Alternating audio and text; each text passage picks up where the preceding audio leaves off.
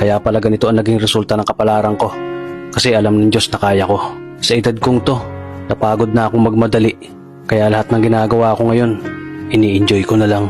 Siguro sa dami na rin ng aking pinagdaanan, napagtanto ko na ang buhay ay mas malawak at mas mahiwaga pa sa mga problemang dumarating sa buhay natin. Tumatanda na tayo, baka sa kakahabol natin sa masagana at maayos na buhay, ay hindi na natin na-enjoy ang buhay. Baka nabubuhay na lang tayo dahil nape-pressure tayo sa sasabihin ng ibang tao. Marami na rin akong mga naging maling desisyon sa buhay, pero lahat yun nagsilbing aral sa akin. At natuto ako sa mga pagkakamali ko. May mga taong sobra nating mamahalin at bibigyan ng halaga, pero ibabalik lang sa atin ay kabiguan at matinding trauma.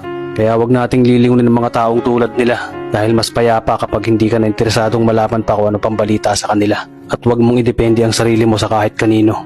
Tandaan mo, kahit sarili mong anino, iiwan ka din nito kapag madilim na ang paligid mo. Kailangan natin matutunan na huwag ikumpara ang sarili natin sa iba, dahil hindi natin laban ang laban nila. Karera mo to, di nila karera. Dahil ang buhay ay hindi naman nasusukat sa kung sino ang mayaman, kundi kung sino ang payapa.